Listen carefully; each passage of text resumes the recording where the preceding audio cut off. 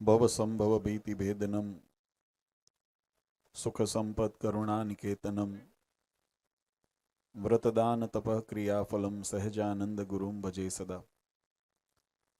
વર્ણિવેશરમણીય દર્શનમ મંદહાસ્ય રુચિરાનનાંબુજમ પૂજિતમ સુરનરોત્તમે મુદા ધર્મનંદનમહં વિચિંતે. ત્વં સુકાંતભૃતં કાંતમ ત્વં કાંતમ સર્વદોગતમ ત્વં ગતે દ્વેગદેવત્વમ ત્વં વંદે ભક્તિકાસુતમ.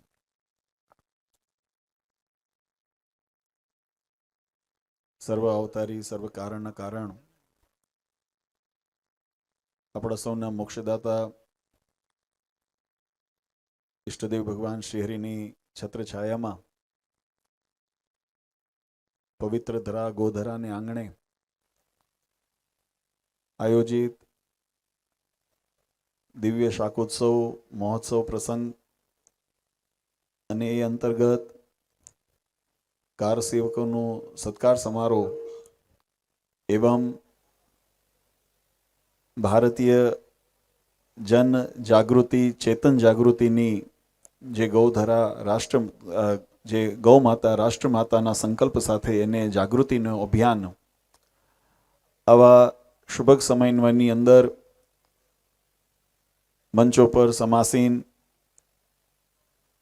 પરમ શ્રદ્ધેય પરમ આદરણીય પરમ આત્મીય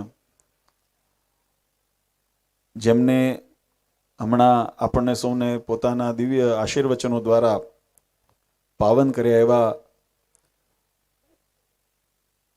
વૈષ્ણવ સંપ્રદાયના વલ્લભકુલ ભૂષણ શ્રી ધુમિલકુમારજી મહોદય, ઉપસ્થિત ધર્મકુળ આશ્રિત વાલા સર્વે અમારા સંતો, દ્વારકા શારદા પીઠ એવં બદ્રીનાથ પીઠના પ્રતિનિધિત્વ લઈને આવેલા શાસ્ત્રીજી, ઉપસ્થિત સર્વ રાજકીય સામાજિક અને સમાજના વિવિધ ક્ષેત્રોની અંદર પોતાનું જેને ખૂબ મહત્વનું યોગદાન આપેલું છે એવા તમામ ઉપસ્થિત મહાનુભાવો, જેમનું આજે આપણે અહીંયા સત્કાર કર્યો છે એવા તમામ કારસેવકો. નામાવિધાન વ્યક્તિગત નથી લેવા પ્રયત્ન કરતો કારણ કે સમય ઘણો થઈ ગયો છે, પણ આપ નામી અનામી જેને જેને આ મહોત્સવની અંદર પ્રત્યક્ષ પરોક્ષ ભાગ લીધો છે એવા તમામ ભાવિક ભક્તજનો, ધર્મકુળ આશ્રિત વાલા સર્વે સત્સંગી હરિભક્તો, અમારા લક્ષ્મણ દેવ યુવક મંડળના તમામ યુવાનો, સર્વ ધર્મપ્રેમી સજ્જનો, સર્વ મોક્ષભાગી જીવાત્માઓ, દરેક ભક્તજનોને અમારા હૃદયપૂર્વક જય સ્વામિનારાયણ. વાલા ભક્તો, ગોધરાને આંગણે અનેક સત્સંગના ઉત્સવોની અંદર આવવાનો પ્રસંગ બન્યો છે, પણ આજનું આ માહોલ, આ વાતાવરણ અને આ ઉત્સાહ એ કંઈ અનેરો છે. એની પાછળના બે પ્રકારના ભાવ કામ કરે છે. હમણાં અમારે સત્યપ્રકાશ સ્વામીએ ભાવ ઉપર બહુ સુંદર વિવેચન કર્યું. એક ભાવ વ્યક્તિગત ભાવ છે કે જે અંતરના સંબંધ હોય એને શરીરથી નિકટ હોવું કંઈ પરમ આવશ્યક નથી હોતું. આ વાત આપણી જે નીતિશાસ્ત્રકારોએ સમજાવી છે. મનની નજીકતા જોઈએ. કદાચ તનથી ઘણા દૂરી હોઈએ પણ અંતર નજીક હોય. ભગવાન સ્વામિનારાયણે વચનામૃતની અંદર આ વાત બહુ સુંદર રીતે આધ્યાત્મક વાતને વણી લઈને સમજાવી છે. મહારાજ કે ભગવાનનું ધામ કેટલું છેટું છે, તો કે લાખ મણ લોઢાનો ગોળો અક્ષરધામમાંથી તમે રજડતો મૂકો, એ પૃથ્વી ઉપર આવતા વાયુના ઘસારાથી રજ થઈ જાય, એની રજ પણ મળે કે ન મળે એટલું છેટું ભગવાનનું ધામ છે. પણ ભગવાન કે અંતર્વૃત્તિ કરીને જુઓ તો હું તમારા હૃદયની અંદર રહ્યો છું. આવી નિકટતા પણ ભગવાને બતાવી છે. એમ વચ્ચે ઘણા વર્ષ પછી જે ધર્મકુળનો અને વલ્લભકુળની આત્મીયતાનો જે સંબંધ છે, અને આ સંબંધને ભગવાન સ્વામિનારાયણે શિક્ષાપત્રીની અંદર મોર મારેલી છે. મહારાજે જે આપણા સંપ્રદાયની રીતો જે એની અંદર પ્રવૃત્તાવી, એમાં વલ્લભ સંપ્રદાયના જે વ્રતોત્સવના નિર્ણયો છે એને મહારાજે ગ્રાહ્ય કર્યા છે અને કીધું છે એને અનુસરીને આપણે ભક્તિ માર્ગને અનુસરવું. ત્યારે એ જે આત્મીયતાનો સંબંધ વર્ષો પહેલા અનેક પ્રસંગોમાં અવારનવાર મળવાનું થતું, વચ્ચે થોડો સમયના કારણે, વ્યસ્તતાને કારણે કોઈ એવા પ્રસંગો ન નિર્માણ થઈ શક્યા કે મહારાજશ્રી સાથે અમારે મંચ સાજા કરવાનો કોઈ પ્રસંગ આવે, પણ અંતરની અંદર સ્મૃતિ અખંડ હતી. આજે ગોધરાના ભક્તોએ એને ચરિતાર્થ કરીને સાર્થક કરી, એ બદલ યુવાનોને અને ભક્તોને અમે ખૂબ અભિનંદન આપીએ છીએ. આ વ્યક્તિગત આનંદનો ભાવ છે, આ અંતરનો મારો વ્યક્તિગત આનંદ.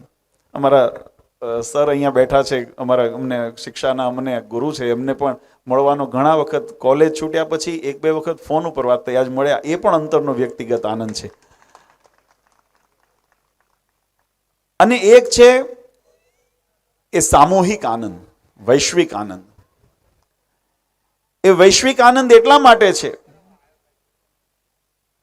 કે આ ધરા ઉપર પરમાત્માએ જ્યારે સનાતન ધર્મની સ્થાપના કરી, આ સનાતન ધર્મની અંદર જીવાત્માનું કલ્યાણ કેવી રીતે સંભવિત થાય, એની વિવિધ પરંપરાઓ, શાખાઓ અત્યારે આપણી વૈદિક પરંપરાઓના રૂપમાં એ પ્રચલિત છે.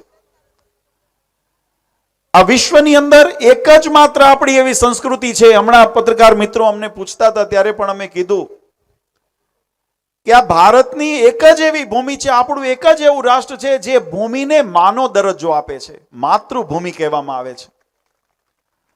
અને એ જ સંસ્કૃતિ આપણને ગાયોને પણ માતા કહેવાનું સંબોધન કરવાની પ્રેરણા આપે છે, એટલે ગૌ માતા કહેવામાં આવે છે. અને માતાનો આદર શું હોય એને વિશ્વની તમામ સંસ્કૃતિએ કીધું છે કે માની ચરણોની અંદર સ્વર્ગ છે, માના ચરણોની અંદર જન્નત છે.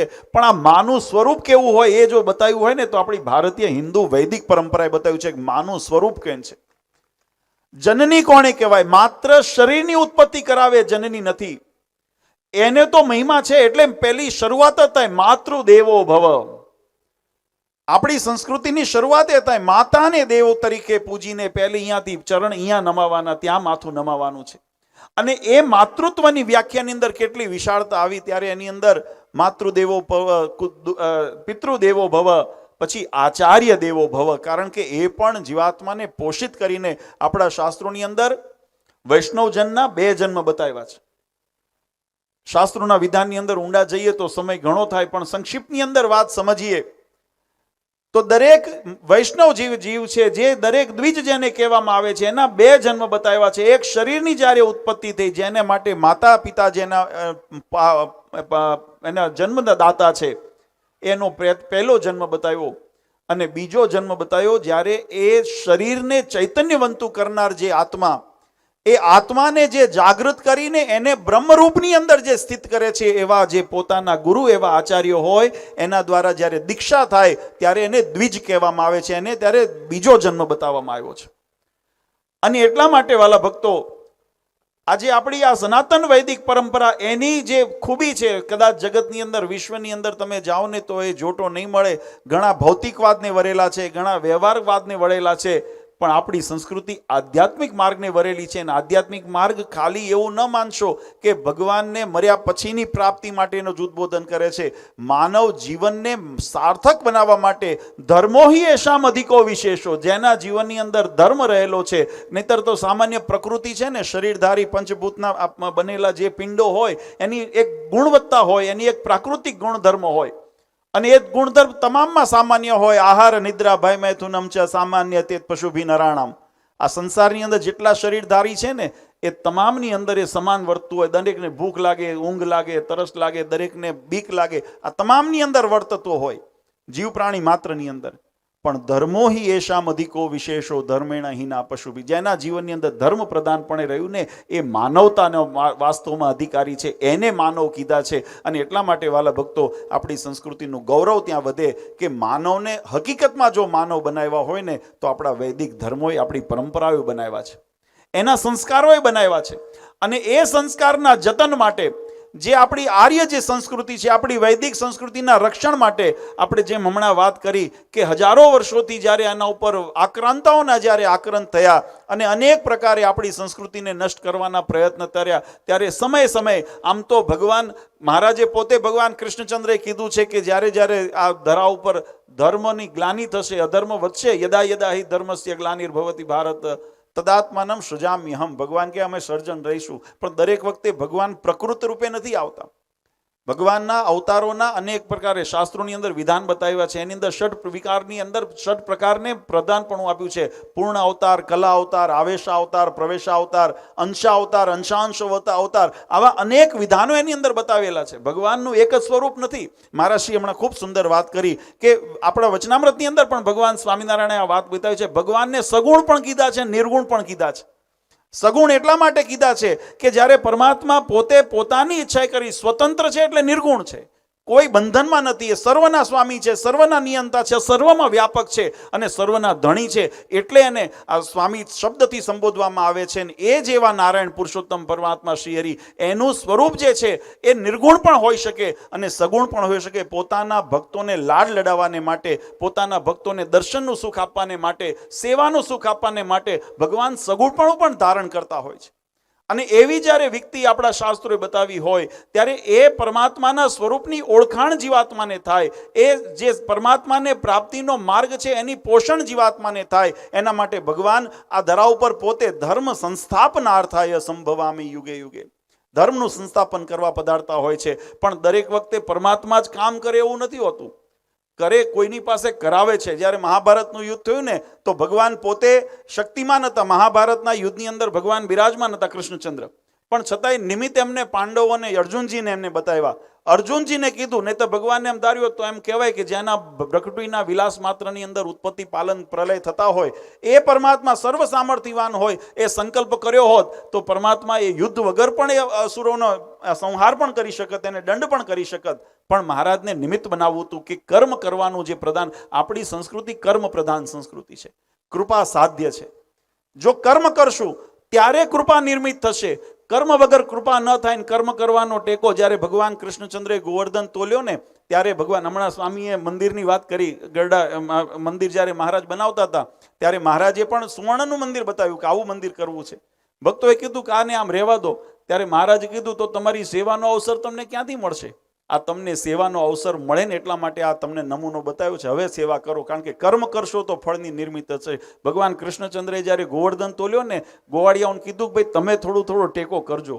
હા, એ ભગવાનનું સામર્થ્ય, ભગવાનની અસામર્થ્ય નથી. ગોવાળિયાઓને મનમાં એમ થયું કે અમારા સામર્થ્યથી ઊભો છે ને ભગવાને થોડી આંગળી નીચી કરી તો ગોવર્ધન હેઠો બેઠો. કથા બહુ વિસ્તારથી છે, પણ કહેવાની પાછળનો ભગવાનની પ્રત્યેક લીલા એ જીવાત્માને કલ્યાણને અર્થે હોય ને એની અંદર ભગવાનપણાની પ્રતીતિ દેખાય. મનુષ્ય આકૃતિ દેખાય, પરમાત્મા આપણા જેવા માઇક સ્વરૂપધારી દેખાય, પણ ભગવાન માઇક ક્યારે હોતા નથી. અમાયિક દિવ્ય સદા સાકાર પરમાત્માનું જે સ્વરૂપ છે એ પરમાત્મા એ રીતે સ્વીકારતા હોય છે. આપણે આજે શાકોત્સવ કરીએ છીએ, સંપ્રદાયના ભક્તો છે એ સંપ્રદાયના ભક્તોએ તો કથા ઘણી વખત વિસ્તારથી સાંભળી છે, પણ અન્ય ભક્તોને ખબર ન હોય કે આ શાકોત્સવ વળી શું ઉત્સવ. પણ એની પાછળનો ઇતિહાસ છે. ભગવાને જીવાત્માના કલ્યાણને કેવી રીતે વિધાન કર્યા. હું નાની વાત થોડામાં વાત કરું. 200 વર્ષ પહેલા એવી ઘટના ઘટી કે લોયાના ગામધણી જે ક્ષત્રિય ભક્ત હતા ભગવાનના સુરાખાચર, એમને ત્યાં ચોરી થઈ. અને ચોરી થઈ એટલે ચોર લોકોએ પટારો તોડવા પ્રયત્ન કર્યો અને બાપુને ખબર પડી. બાપુએ સંકલ્પ કર્યો કે મારી જો મૂડી મને હેમ કેમ પાછી મળે તો હું અડધી અડધ ભગવાનને અર્થે વાપરી દઉં. ભગવાને કર્યું કે તાળું તૂટ્યું નહીં અને પૈસા પાછા બધા જેવા હતા એવી મૂડી પાછી મળી.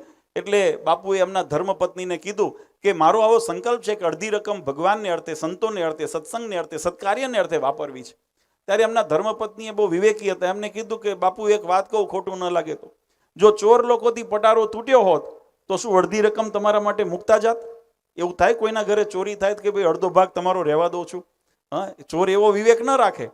એટલે બાપુએ કીધું કે એવું કેમ બને, એ તો બધું લઈ ગયા હોત. ત્યારે એમના ધર્મપત્નીએ કીધું, શાંતાબાઈ, કે બાપુ આપણા ભાગનું તો બધું ગયું હતું, આ ભગવાનની કૃપાથી પાછું આવ્યું છે ને માટે બધું ભગવાનને પણ સમર્પિત કરી દઈએ. અને એ રીતે આ ઉત્સવનું નિર્માણ થયું. પણ એની અંદર અલૌકિકતા હતી. સદગુરુવર્ય પ્રેમાનંદ સ્વામી એના પર બહુ સુંદર આ પ્રસંગનું વર્ણન કરતા કીર્તન બનાવ્યું છે. વળી વખાણું શાકોત્સવ લીલા કરી, નૈણે નિરખ્યા કરતા સુંદર શાક જો. મહારાજે આ દિવ્ય લીલા કરીને એના સાક્ષીઓ હતા, એને કીધું અમે આ સાક્ષીને આબે આવું અમે લખ્યું છે. અને એ પ્રસંગની અંદર એક લીલા મહારાજે એવું ચરિત્ર કર્યું. મહારાજ છે ને એમને જાતે વઘાર કર્યો. ભગવાન નહીતર ભગવાનને ધરાવેલો પ્રસાદ તો આપણે બધા અંગીકાર કરીએ, પણ ભગવાને પોતે બનાવ્યો હોય એવો પ્રસાદ અંગીકાર કરવાનો ભક્તોનો ભાવ હતો. એટલે ભક્તોએ વિનંતી કરી, મહારાજ કે લાવ અમે બનાવીએ. દ્વાદશ મણ એકાક્ષરી છે વગારમાં, જોવા આવ્યા શિવ બ્રહ્માજી. શિવ બ્રહ્માદિ દેવતાઓ સ્વર્ગથી આ દ્રશ્યને જોવા માટે આવ્યા કે આ ભગવાન કેવી લીલા કરે છે. અને એમ લખાણું કે 12 મણ ઘીનો વગાર કર્યો. ભગવાન હાથે રીંગણાને સુધારી અને એ મોટા તપેલાની અંદર ભગવાન નાખે, એની અંદર હળદી મરચા મસાલો વગેરે એની અંદર નાખે. પછી મહારાજ મનુષ્ય ચરિત્ર કરે, હળદરવાળા હાથ પોતાના ધોતીએ લુવે. પ્રેમાનંદ સ્વામીએ કીર્તનમાં લખ્યું, હલ્દીવાળા હાથ લુવે નિજ ધોતીએ, પીળે પટ શોભે પરિબ્રહ્મ જો. પરબ્રહ્મ પુરુષોત્તમ નારાયણ જ્યારે પીળું પીતાંબર પહેરીને ઊભા હોય ને એવા દર્શન થાય. પણ આ દર્શન કોને થાય? આવા આ દર્શન એને થાય જેને ભગવાનનો નિશ્ચય વધારે હોય, જેને ભગવાનનો મહિમા સમજાણો હોય. કારણ કે આ પ્રસંગ જ્યારે બન્યો ને, આ દિવ્યતા એટલા માટે મેં કીધું જીવાત્માના કલ્યાણને અર્થે. શા માટે? ત્યારે મહારાજે જ્યારે આ ચરિત્ર કરતા, ભગવાન આવી લીલા કરતા, ત્યારે ચરોતરથી કાશીદાસ કાનદાસ વગેરે પાટીદાર ભક્તો એ ભગવાનના દર્શને ગયેલા અને ભગવાનને આ મનુષ્ય ચરિત્ર કરતા જોયા ને અભાવ આવ્યો. એમને એમ થયું કે અમને વિવેક નથી અને ભગવાન કેમ માનવા, એમ કરીને પાછા વળતા હતા. મહારાજની દ્રષ્ટિ પડી. મહારાજ કે જોલા પેલા ભક્તો આવ્યા છે પાછા જાય. સંતોને પૂછ્યું, સંતો કોઈ તરસ્યો હોય ને કુવા કાંઠે આવે ને તરસ્યો પાછો જાય કેવો ગણવો? ત્યારે સંતો કે તો અભાગ્યો કહેવાય. પરિશ્રમ કરી મહેનત કરીને કુવા નદી કાંઠે આવે અને તરસ્યો પાછો જાય તો એને કેમ ગણવો? તો એને તો અભાગ્યો કરવો. મહારાજ કે જો પેલા ભક્તો અમને મળવા આવ્યા છે પણ મળ્યા વગર જાય છે. ત્યારે પ્રેમાનંદ સ્વામી મહારાજના સખા ભક્ત હતા, એટલે એમને ભગવાન સાથે રમૂજ કરવાનો અધિકાર હતો. એટલે ધીમે રહીને મહારાજને કે, મહારાજ અમે એમનો વાંક નથી, વાંક તમારો છે. મહારાજ કે અમારો શો વાંક છે? અમે તો તમને લાડ લડાવીએ છીએ, તમારા માટે શાક વગાડીએ છીએ, હમણાં તમને પ્રસાદી મળશે. ત્યારે સંતો કે મહારાજ અમે જ્યારે કથા કરતા હોઈએ ને ત્યારે ભગવાનના દિવ્ય ચરિત્રોના કથા કરતા હોઈએ, ભગવાનના રૂપ ઐશ્વર્યના વર્ણન કરતા હોઈએ. ભગવાનને અમે શંખ ચક્ર ગદા પદ્મ ધારી કીધું હોય, મહારાજને પીળા પીતાંબર પહેરેલા કીધા હોય, ભગવાને વૈજયંતી માળા, જરિયાની જામા, સોનેરી સુરવાળ, છોગલાવાળી પાગ, માખે મુગટ, કાણે કુંડળ, મોર મુગટ મહારાજે ધારણ કર્યો હોય, હાથમાં ધનુષ્ય હોય, કદાચ બાણ હોય, કાં તો વાંસળી હોય. અમે આવું વર્ણન કર્યું હોય. હાથમાં તાબેથો હોય એવું વર્ણન ક્યારે શાસ્ત્રમાં વાંચ્યું નથી, અમે જોયું નથી, કોઈને કીધું નથી. હવે આ તમને આવી રીતે તમને દર્શન કરે તો આને કેમ તમારામાં ભગવાનપણું દેખાય? અને હકીકત છે વાલા ભક્તો, આપણે કૃષ્ણ ભગવાનને, આ તો આપણને આપણા ઉપર ગુરુજનોના આશીર્વાદ છે કે ભગવાનના સ્વરૂપની પ્રતીતિ થઈ. પણ એ યુગની અંદર વિચારો, જ્યારે મહારાજ કાળી કામળી નાથીને હાથમાં દંડીકો લઈને, માથે મોર મુકટ લઈને જ્યારે ગાયોને હાંકતા હશે, ત્યારે ગોવાળિયા જેવા ભગવાનનો સ્વેશ હતો ને. કોણ વિશ્વાસ કરે કે આ પરબ્રહ્મ પુરુષોત્તમ નારાયણ છે? પામર જીવને આ પ્રતીતિ ન થાય. મહારાજનો ચરિત્ર જોઈને એ પામર જીવને પ્રતીતિ ન થાય. મહારાજને સંતોએ કીધું, થોડો ઠપકો આપીને કીધું, મહારાજ હવારે અમે તમને જ્યારે શણગાર ધરાવ્યા ને ત્યારે ધોતિયું અમે ધોળું પહેરાવ્યું હતું, આ તમે જો આ પીળું કરી નાખ્યું એને. પ્રેમાનંદ સ્વામી મહારાજને કે મહારાજ આ તમે પીળું કરી નાખ્યું. અક્ષર પર પુરુષોત્તમજીએ નર વપો ધર્યું, એકાંતિક મહામુનિ સમજે મર્મ જો. આ મહામુનિ એકાંતિક જે ભક્તો હોય એને આ મર્મ સમજાય, સામાન્ય જીવાત્માને ન સમજાય. પણ પછી વિનંતી કરી, કથા બહુ લાંબી છે પણ હું સંક્ષિપ્તમાં કહું. વિનંતી કરી કે મહારાજે અભાગ્યા ઉપર તમે થોડી દયા કરો, નહીં તો જો આમાંથી ભટકશે ને તો 184 માથે લખાશે અને એનો ઉદ્ધાર ક્યારે થશે? માટે કંઈક કૃપા કરો. અને ભગવાને એમને કીધું, કાશીદાસ કાનદાસ તમે જે જોવા માટે આવ્યા છો જોઈને જાઓ. અને જ્યારે ભક્તોએ પાછા વળી જોયું ને, ભગવાને ચતુર્ભુજ સ્વરૂપે દર્શન દીધા, પોતાના ભગવાનપણીની પ્રતીતિ કરાવી અને શરણે લીધા. આ ઉત્સવ એનો કરીએ છીએ, ભગવાન શરણાગત પાપ પર્વતમ ગણયિત્વા ન તદીય સદગુણમણુમ અપ્યતુલમ હિમન્યતે સહજાનંદ ગુરુમ ભજે સદા. આ પરમાત્માની કૃપા છે અને એ કૃપાની પ્રાપ્તિ થાય એની સ્મૃતિની અંદર શાકોત્સવ આપણે ઉજવીએ છીએ. ભગવાને બહુ સુંદર વાત કરી વાલા ભગત. જગતની મોટાઈ, જગતની સંપત્તિ, જગતની જે સુખ છે, આ ભૌતિક સુખને હું નિષેધ નથી કરતો, કોઈ શાસ્ત્રે નિષેધ નથી કર્યો, પણ સંસ્કૃતિ સાથે સાથે શીખવાડી, વિવેક શીખવાડ્યો. તે ન તકતે ન ભુંજીતા, ત્યાગની ભાવના કરીને એને ભોગવો. એમાં મમત્વ જો બાંધશે, એની અંદર જો મમત્વ રહી જશે, માયાનો મોહ જો એની અંદર બંધાશે તો એ મોક્ષની અંદર વિક્ષેપ ઊભું કરશે. એટલે ત્યાગની ભાવના સહિત ભોગવો. તમે સારું ખાઓ, સારું જમો, સારું ઓઢો, સારું પહેરો, સારું રહો, એમાં જરાય નિષેધ નથી. પણ સાથે સાથે આત્મકલ્યાણનું ભાવ રહે. એટલે પ્રીતિ કરો તો પ્રભુની અંદર કરો, પ્રીતિ મનને લગાવો, મોહ કરો તો પ્રભુના સ્વરૂપની અંદર કરો. આ આપણી સનાતન વૈદિક પરંપરાની. અને મહારાજે તો બહુ સુંદર ગીતાજીની અંદર લખ્યું, તેષામ સતત યુક્તાનામ ભજનતા પ્રીતિપૂર્વકમ દદામી બુદ્ધિ યોગમ તમ. અમે અરુ જે ભજન કરે છે ને, અમે એના ઉપર રાજી થઈએ. અર્જુનજીએ પૂછ્યું, ભગવાન તમે રાજી થાવ ત્યારે શું આપો?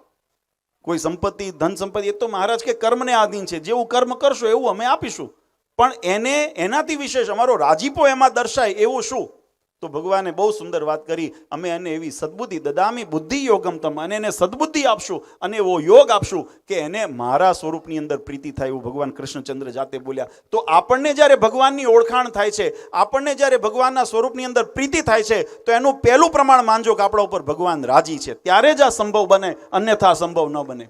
આ સંસારની અંદર વિષય વાસનાના ભોગ વિલાસના અનેક સાધનો છે અને અનેક એમાંય કળિયુગ વર્તે છે.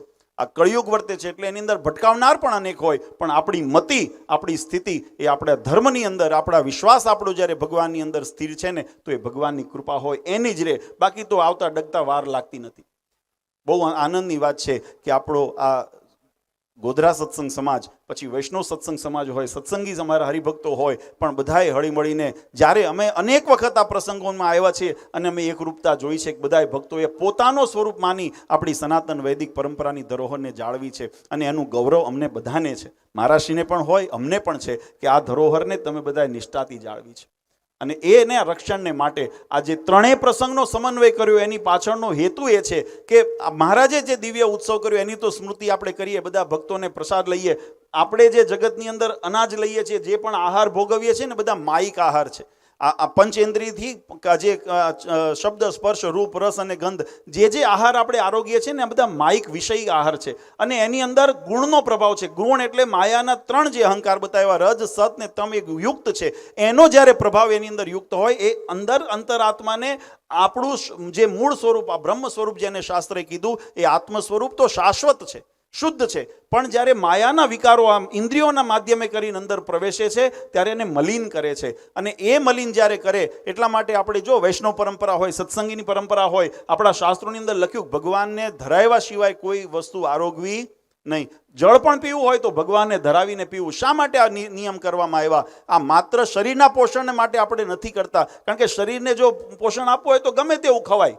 અભક્ષ્ય પણ ખાય છે લોકો જગતની અંદર. તમે જો માંસાહારને ન પીવાના બધા કાર્ય કરે છે, કારણ કે એ માત્ર શરીરને પોષણ માટે કરે છે. આત્માની કલ્યાણની ખેવના એની પાછળ નથી. આત્મકલ્યાણની જેની ખેવના હોય અને એને જો વિચાર હોય તો એને સનાતન ધર્મના પરંપરાને અનુસરવું પડે. ભગવાનને ધરાવીને જ્યારે આપણે વસ્તુ અંગીકાર કરીએ, ત્યારે એ પરમાત્માની દ્રષ્ટિપાતથી, પરમાત્માના પ્રભાવથી એ નિર્ગુણ બને છે, માયાના ગુણ રહિત થાય છે. ને જ્યારે એવો નિર્ગુણ પ્રસાદ આપણા અંતરની અંદર ઉતરે ને, તો આપણું અંતઃકરણ પણ પવિત્ર કરે, ઇન્દ્રિયો પણ પવિત્ર કરે. અને જ્યારે એવા અંતઃકરણ ઇન્દ્રિયો પવિત્ર થાય, ત્યારે આપણું મન છે અમાયિક થાય છે. નહીતર સામાન્ય માયિક જ છે, અમાયિક થાય છે. અને એ જ્યારે અમાયિક થાય, ત્યારે અમાયિક એવા પરમાત્માની પ્રાપ્તિ થાય. બાકી માયિક તત્વથી અમાયિકની પ્રાપ્તિ થતી નથી. આ જે સિદ્ધાંત સુધી પહોંચાડવા આ આપણે ધર્મનું કામ છે. અને એ ઉત્સવ આપણે અહીંયા ઉજવીએ છીએ. સાથે સાથે કારણ કે આનું રક્ષણ પણ કરવું પડે છે. મહારાજે બહુ સુંદર વાત હમણાં સમજાવી, અને અમે પણ ઘણી વખત કહીએ છીએ, કળિયુગની અંદર મહારાજ પણ કહેતા વચનામૃતની અંદર કે આ તો કલ્યાણની વાત છે, અમને કહેવાનું ઘણું મન થાય છે, પણ મહારાજ એમ કે અમને બીક પણ લાગે છે કે કોક અવળું લઈ લે તો. અત્યારે દેશકાળ એવો છે ને, હવે તો આ મીડિયાના જમાના છે, ક્યાંથી ક્યાં કટ કરીને ક્યાં લગાડે ને કંઈ ઠેકાણું નથી. ક્યાંક બોલ્યા હોય ને કંઈક અર્થ થઈ નીકળતો હોય. પણ આવાની અંદર જરૂરી છે, આ જાગૃતિ જરૂરી છે, આ સમજણ જરૂરી છે, આ સત્ય પરંપરાનું જ્ઞાન જરૂરી છે. નહીં તો ઉઠા ભણાવનારનો જગતમાં કોઈ એનો ઓછપ નથી.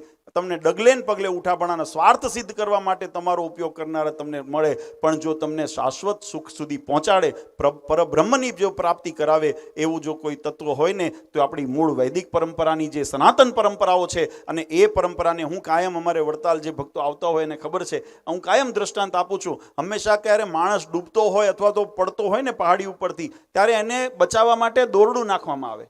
પણ એ દોરડું એ પકડાય કે જેનો છેડો કંઈક બાંધેલો હોય. હા, અમારા છેડા બાંધેલા છે મહારાષ્ટ્રી, ખરું ને? અમારા છેડા મહારાષ્ટ્રીનું વલ્ભાચાર્યજી મહારાજ સાથેનું બાંધેલો, મારો ભગવાન સ્વામિનારાયણ સાથે બાંધેલો, અમારા છેડા બાંધેલા છે. એટલે તમે હાચા ખોટા મને પણ પકડશો ને તો કમસે કમ લટકી તો રહેશો જ, પડો નહીં કંઈ નહીં. પણ જો તમે આ છોડીને બીજા ગમે તમે છેડા પકડશો તમે, તો એની અંદર કોઈ ઉદ્ધાર કરવા વાળું આવવાનું નથી. આ સનાતન વૈદિક પરંપરાની જે ધરોહર છે ને, આ છેડાને પકડતા શીખજો. અને અમને આનંદ છે કે આ સમજુ જે ડાયો વર્ગ છે, જેને સુજ્ઞાન વર્ગ કીધો શાસ્ત્રોએ, અને મહારાજે પણ કીધું મોક્ષનું જે કરે ને એને ડાયો કીધો. બાકી તો વ્યવહારુ હોય જગતની અંદર ઘણા બધા, પણ જે કલ્યાણનું સાધન કરે ને એ સાચો સમજણવાળો. ત્યારે તમે બધા એ સમજણના ખપવાળા છો, ભગવાનની પ્રાપ્તિના ખપવાળા છો, અને એટલા માટે તમે મૂળ પરંપરાને વળગી રહ્યા છો. એ બદલ તમને ખૂબ ખૂબ અભિનંદન છે. વિશેષ સમય નથી લેવો, પણ ખૂબ આનંદ સાથે હમણાં મહારાજશ્રીને પણ અમે ચર્ચા કરતા હતા ત્યારે મેં કીધું આપણા માટે 22મી જાન્યુઆરી આનંદનો દિવસ છે. અપાર્ટ ફ્રોમ ધ પોલિટિક્સ, જે પણ એનું રાજકારણ હોય એને આપણે છેટું રાખીએ, પણ એને દૂર રાખતા આપણા સૌ માટે ગર્વની વાત એ છે કે જે કઈ વર્ષોથી આપણે જેની રાહ જોતા હતા કે ભગવાન રામચંદ્રજીની પ્રાગટ્ય ભૂમિ, જે કોઈ અને અમે તો નાનપણમાં સાક્ષી છીએ, કારણ કે આ બધા સંઘર્ષ એક રાતની પ્રાપ્તિ નથી. હમણાં પત્રકાર મિત્રોને પણ અમે કીધું કે ભલે આપણા માટે 22મી જાન્યુઆરી આપણા માટે ગૌરવ છે, પણ એ 22મી જાન્યુઆરી રાતોરાત નથી આવી. એ 22મી જાન્યુઆરીનું નિર્માણ કરવા માટે અમને યાદ છે, જ્યારે અમે નાના હતા, અમારો મુંડન પ્રસંગ ને એવું હોય, અયોધ્યા હનુમાનગઢી અમારો કુળદેવ છે હનુમાનજી મહારાજ, એટલે એમને ત્યાં જ્યારે પ્રસંગ કરવા જતા હોઈએ ત્યારે અમે ઘણા એ વખત એવો પ્રસંગ બન્યો છે કે અમે ત્યાં પ્રસંગમાં ગયા હોઈએ અને ત્યાં ભગવાન રામની અખંડ ધૂન થતી હતી. એ આપણી માટે આહુતિ હતી, કારણ કે જ્યાં સુધી જનજાગૃતિ ન હોય, જ્યાં સુધી જાગૃતિ ન હોય, તો આપણા માટે એક જ આરો છે, ભગવાનને ભજો, ભગવાનને પ્રાર્થના કરો કે મહારાજ બધાને સદબુદ્ધિ આપે. અને તે વખતે રામધૂન અમે પણ ઘણી વખત રાતની રાત એની અંદર બેઠેલા છીએ, અને એનાથી પ્રારંભ થયો, એ ધૂનથી, ભગવાનની ભક્તિથી પ્રારંભ કર્યો, અને ધીમે ધીમે જેમ જનજાગૃતિ આવતી ગઈ, જનચેતના થતી ગઈ, એમાં દરેકનો સહયોગ એની અંદર પ્રાપ્ત થયો, દરેકે પોતાની આહુતિ આપી. આપ કારસેવો જેનું આપણે સન્માન કર્યું, એમને પણ યથાસમયે પોતાનું જે, અને એમાં ઘણા બધા અત્યારે ભલે મોટી ઉંમરના દેખાય, પણ એ તે વખતે તો બધા નાની બાલ્યાવસ્થા, જેને કે યુવા અવસ્થા કહેવાય, અને એવી અવસ્થાની અંદર લોકોને મોજ શોખ જોઈએ, સિનેમા જોવું હોય, ખાવા જવું હોય, ફરવા જવું હોય, એ બધું હોય, પણ એની અંદર ભગવાનને માટે કંઈક કરી છૂટવાની ભાવના હતી. એ ભાવનાથી જેને પોતાનું, અમારા સત્યપ્રકાશ સ્વામી ઘણી વખત કહે તારે એમની ઉંમર નાની, અને એ અમે બાપુજીએ કીધું કે ભાઈ અમારાથી કદાચ મર્યાદાઓને કારણે, સાંપ્રદાયિક મર્યાદાઓને કારણે અમે ન જઈ શકીએ, સંતો અહીંથી પ્રતિનિધિત્વ ગયા, પણ એ જે ભગવાનને રાજી કરવાની અને પોતાની ધર્મ માટેની જે ભાવના હતી ને, એ અમને તદ્રશ્ય આજે અમે એ બધાનું જે સંયુક્ત થયું છે ને, એના પાયાની અંદર એના જ્યારે ઈંટો પડી છે, અને એના ઉપર જ્યારે ઇમારત ઊભી થઈ, એના ઉપર આપણે જે કાયદાકીય સંઘર્ષ કર્યા, બાહ્ય સંઘર્ષ કર્યા, અને તમામના જે બધાના યોગદાન આવ્યા, એવી ઇમારત ઊભી થઈને ત્યારે આજે આપણે રામચંદ્રજી ભગવાનના મંદિરના શિખર ચડવા જઈ રહ્યા છે. આ શિખરની અંદર એટલે તમામનું યોગદાન છે. કોઈ એક વ્યક્તિના સહકારથી આ ન બને, અને કોઈ એક વ્યક્તિથી સંભવ પણ ન બને. અને મેં કીધું આ બધા લાકડી છે. આપણે બધાએ કર્યું, શું કર્યું? લાકડીનો ટેકો. સંકલ્પ તો ભગવાનનો છે, ભગવાને ધાર્યું ત્યારે થયું, નહીં તો ભગવાન ન ધારે તો આપણે બધાએ ગમે પ્રયત્ન કરીએ પણ ન થાય. એટલે ભગવાને રામે આપણી કસોટી પણ કરી અને આપણી લાજ પણ રાખી કે અંતે આપણે આપણા લક્ષ્ય સુધી પહોંચી શક્યા. એટલે એ પણ કહું ગૌરવનો દિવસ આપણા માટે છે. અને એ રીતે આજે તમામનું જે સત્કાર સન્માન થયું, એની અંદર સમગ્ર હિન્દુ સમાજ, આપણી વૈદિક પરંપરાઓ તમામ એની અંદર ગૌરવવંતુ અનુભવે છે. અને આજે અમે સ્વામિનારાયણ સંપ્રદાય, અમારા લક્ષ્મીનારાયણ દેવ ગાદી અને લક્ષ્મીનારાયણ દેવ યુવક મંડળ વતી આપ સૌનું ખૂબ ખૂબ બધાનું ખૂબ અભિવાદન કરીએ છીએ. ભગવાન તમને અને બીજા યુવાનોને એમાંથી પ્રેરણા મળે કે આપણી સંસ્કૃતિના રક્ષા માટે આપણે જ્યારે કોઈ પણ સેવાનું જરૂર પડે, તન મન ધનથી સેવા થતી હોય, એની જ્યારે જેવી રીતે જરૂર પડે ત્યારે આપણે ખડે પગે એની અંદર ઊભા રહીએ, એવી સમાજ પ્રેરિત પણ થાય, એવી પણ અમે અભ્યર્થના કરીએ છીએ. વધારે સમય નથી લેવો. ખૂબ આનંદ સાથે આજના ઉત્સવની અંદર અમારા માટે મેં કીધું આંતરિક આનંદ પણ હતો. મહારાજશ્રીની સાથે પુનઃ મિલન થયું ને હવે પાછા અમે નક્કી કર્યું કે અમે મળતા રહીશું. હવે આવું લાંબુ ગાળો નહીં પડે, પણ આવા પ્રસંગો થતા રહે. અને ભગવાનને એવી પ્રાર્થના બંધ કરીએ, અમે મળીએ ત્યારે તમે બધા સાક્ષીમાં હો, નહીં કે અમે ખાનગી મળી લઈએ. તમે સાક્ષી, તમને આનંદ મળે ને થોડો થોડો, તો પ્રસાદ તો આપવો પડે ને. એમ અમે આનંદ અનુભવીએ તો આનંદનો થોડો પ્રસાદ તમારા સુધી પણ પહોંચે. એટલે આવા પ્રસંગો ગોધરાના આંગણે થતા રહે, અને તમે બધા એની અંદર ખૂબ એની અંદર હાજર રહીને સાક્ષી બનો, અને આવા ઉત્સવથી બધાના જીવનની અંદર. અને અંતે મેં કીધું એમ કે આપણી ભારતીય સંસ્કૃતિ એ સર્વે ભવંતુ સુખીના, સર્વે સંતુ નિરામયા, સર્વે ભદ્રાણી પશ્યંતુ. આપણે બધાનું કલ્યાણ ઈચ્છીએ છીએ, કોઈનું અહિત ઈચ્છતા નથી. સર્વેનું મંગળ થાય એવી ભગવાન સૌ પર કૃપા વરસાવે એવી પ્રાર્થના. પણ સાથે સાથે આપણે જેમ મહારાજે કીધું કે આપણી ભલમનસઈ આપણી કમજોરી નથી, આપણે સ્વધર્મો રક્ષેતી રક્ષતા. આ વાત સમજો, આપણે ધર્મની રક્ષા આપણા જીવનની અંદર કરશું તો ધર્મ આપણું રક્ષણ કરશે, અધર્મથી રક્ષણ કરશે, અનાચારથી રક્ષણ કરશે, કોઈ એવા જન્મ મરણના ફંદ, માયાના ફંદથી રક્ષણ કરશે, પણ આપણે ધર્મનું પાલન અને રક્ષણ કરશું. તો એવી ખેવનાથી આપણે બધા આની અંદર કટિબદ્ધ રહીએ. જે સંકલ્પ શંકરાચાર્યજી મહારાજશ્રીએ કર્યો, અને અમને મહારાજશ્રીને અમે યાદ અમે કરતા હતા કે થોડા વર્ષો પહેલાં અમે વડોદરાની અંદર પણ આવું જ એક સંમેલનનું આયોજન ગૌરક્ષા અને ગૌ સંવર્ધન માટે કરેલું. ત્યારે પણ અમે બધા સાથે મંચ ઉપર હાજર હતા. પૂજ્ય મહારાજશ્રી પણ હાજર હતા. અને એ પ્રસંગને એ અવિરતપણે જો જ્યાં જ્યાં સમય મળતા હોય, આજે તમને ખાલી ઉપદેશ કરીને અમે નથી કહેતા, અમારા મંદિરોની અંદર એવી અનેક ગૌશાળાઓ ચાલે છે અને મંદિરોની અંદર તો માનો કરતા હોય, પણ અમારા ઘરે જે હરિભક્તો વડતાલ દર્શને આવે છે એને ખબર છે, અમારા ઘરે લગભગ 150 ગાયો અમે રાખી છે. અમારા નિજ નિવાસ સ્થાને પૂજ્ય મહારાજશ્રી એની સંભાવના કરે છે. કારણ કે આની ગરિમા આપણે દરેકે, આપણે માત્ર કહીને કરવું છૂટવું નથી, આપણે દરેકે એને ચરિતાર્થ કરવું પડશે, એને કાર્યાન્વિત કરવું પડશે. ત્યારે તમે બધાએ પણ પોતાની રીતે જ્યાં જ્યાં એવી સગવડ થાય, જ્યાં એવું આપણને સુવિધા મળે, ત્યાં ગાયોની સેવા, રાષ્ટ્ર સેવા માટે આપણે તત્પર, ધર્મ સેવા માટે તત્પર એવું આચરણ કરશો તો એનાથી જન જાગૃતિ થશે. અને જ્યારે સંગઠિત જાગૃતિ થશે ત્યારે 100% એની અસર ઊભી થાય. આવું નીતિશાસ્ત્રોનો નિયમ છે. એટલે એને બધા હરિભક્તો ખૂબ સિરિયસ એને બહુ લઈ અને પોતાના પર વિચાર કરીને એના ઉપર અમલીકરણ કરીએ. આપણે બધાએ સાથે મળીને આપણા રાષ્ટ્ર નિર્માણની અંદર અને માનવ ઉત્થાનના કાર્યની અંદર બધા સહભાગી બનીએ. એ ભગવાન સૌને બળ બુદ્ધિ શક્તિ આપે. પ્રાર્થના સાથે વધારે સમય નથી લેતો. આપણા સંપ્રદાય માટે તો વિશેષ આનંદની વાત એ છે કે લક્ષ્મીનારાયણ દેવ હરિકૃષ્ણ મહારાજની સ્થાપનાને 200મું વર્ષ ચાલે છે, એટલે દ્વિશતાબ્દી મહોત્સવ વર્ષ ચાલે છે. આપણા હનુમાનજી મહારાજ કુળદેવની સ્થાપનાને 175 વર્ષમું વર્ષ ચાલે, શતામૃત મહોત્સવ. અને આપણા ગુરુ એવા પરમ પૂજ્ય સનાતન ધર્મ ધુરંધર 1008 આચાર્ય શ્રી અજેન્દ્ર પ્રસાદજી મહારાજશ્રીનું 75મું વર્ષ ચાલે છે. એટલે અમૃત મહોત્સવ વર્ષ, આવા ત્રિવેણી સંગમનો યોગ છે. અને એની અંદર સોનામાં સુગંધ ભળી એમ ભગવાન રામચંદ્રજીનો સ્થાપનાનો દિવસ, એ આપણા માટે એક અતિ આનંદનો વાત. અને આવા જ્યારે આપણા પ્રસંગોનું આપણે સંપ્રદાય જ્યારે ઉજવણી કરતા હોઈએ ત્યારે વિશેષ ભગવાનનું ભજન કરજો, ભગવાનની ભક્તિ કરજો અને ભગવાનને રાજી કરવા બધા પ્રયત્ન કરજો, એવી દરેકને ભલામણ કરી વધારે સમય ન લેતા અંતમાં મહારાજ, અમારા સમગ્ર યુવક મંડળ અને ગોધરા સત્સંગ સમાજ અને અમારા સંપ્રદાય લક્ષ્મણ દેવ ગાદી, અમારા સંતો વતી મહારાજશ્રી આપનો ખૂબ ખૂબ અમે આભાર અને અભિનંદન કહીએ છીએ કે આપે આપના વ્યસ્ત સમયની અંદર અમારા બાળકોને રાજી કરી દીધા. એટલે અમે પણ રાજી તો થયા, પણ બાળકોને રાજી કર્યા, એનો વિશેષ અમને આનંદ છે. એટલે એમના તમામ વતી આપને ખૂબ ખૂબ અમે વંદન કરીએ છીએ. અને વિશેષ આવા પ્રસંગો થતા રહે એવી ભાવના સાથે ભગવાન આપ સૌનું ખૂબ મંગલ વિસ્તારે પ્રાર્થના કરી મારી વાણીને વિરામ આપું છું. બોલો હરિકૃષ્ણ મહારાજની.